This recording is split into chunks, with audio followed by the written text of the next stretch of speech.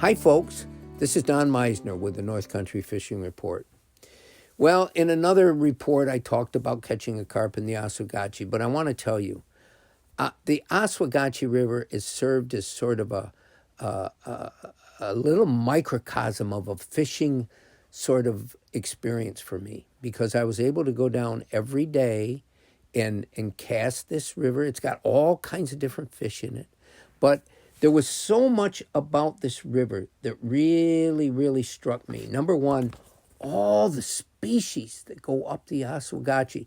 And here's what's so special about it. There's a river walk along the Oswegatchie that the town of Ogdensburg has put in. So it enables people to fish a great length of the water from where it empties into the St. Lawrence all the way back to the dam, that you can just fish along the bank. You don't need waders. You have access to not only this whole stretch of water, but all the different fish that come in here to make their home for a little period of time in the spring when so many fish go up to spawn and other fish go up to eat the spawn and eat the fish that go up to do the whatever they do up the river. So there's everything here. And I remember at one point, I was standing, looking down at the water. The fishing had been slow, and it was pretty much slow over the last week because of the high water that came, the storms that we had, the tremendous rain and flooding upstream that made the Oswegatchie so high. And this affects fish behavior tremendously. But one of the things that really stood out, I was standing there, and all of a sudden, I see just below me, just a couple feet below me in the water, a whole group of these long fish.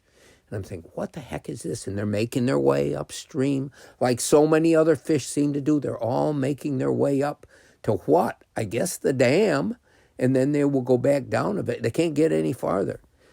And this group of long fish was a family or a school or whatever it was of gar. I'd like to say alligator gar, because if they aren't alligator gar, they're just like them. They're part of the same species. And these long, mysterious fish with a long, pointed snout and tons of razor teeth inside that snout. But when they open their mouth, they don't seem to open it very wide. And so they're a very difficult fish to catch. We've talked before, years ago, I talked about how some people fish them with strands of rope because the rope gets caught it's like a lure made out of rope, but you don't need a hook. You don't even want a hook. The fibers of the rope get caught between their teeth, and you can pull them in. And that's how some people fish them. But it was fascinating to me, and I was like a kid. I became selfish. I wanted to catch one of these gar. Why? I'm not sure, other than it was a fish that swims, and any fish that swims can be fun to fish for. So I dangled my lure down, but they weren't interested.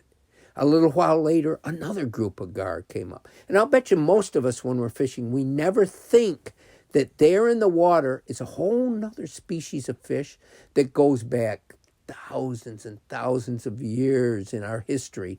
Gar, they're an old fish. And I'll tell you one other thing. Like most fish, they're pretty good to eat. And how would I know this? Years ago, I was doing a TV show down in the Everglades with the Seminole Indians. And they had gar that they had them propped on like two wood sticks over a simmering fire on the ground with coals. And they were just slow roasting. And I said to them, why do you do this? What are you doing with those? And they even had their skin on them. And the one Seminole that was with me, I can't remember his name, but he says, I'll tell you what, put your hand down there, it won't burn you, and take a bit of the meat off the side of that fish. And I'm like, really? He said, yeah, just take a bit of meat. The meat was white. And I remember putting it in my mouth, and I'm thinking, oh my gosh, this is great. It wasn't seasoned with anything other than the smoke that was coming up from the ground, just being baked. And by golly, that fish tasted fabulous. So I started this out telling you about the wonders of the Oswegatchie River, what makes it so special. It's special because anybody that has two legs or even a cart that they can ride in can go along the bank in Ogdensburg and catch some fish this time of the year.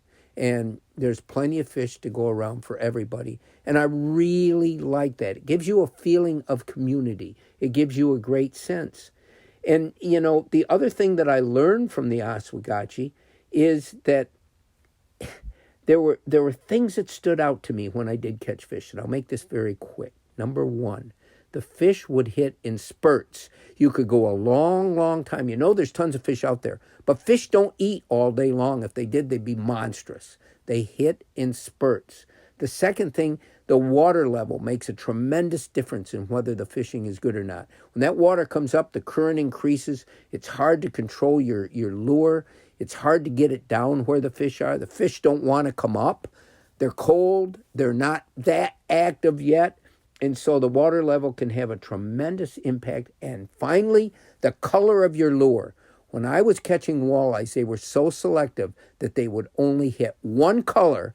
And I had like 10 colors of these soft plastic tails that I was using on a jig. It was one color they wanted. And so it shows how selective fish can be.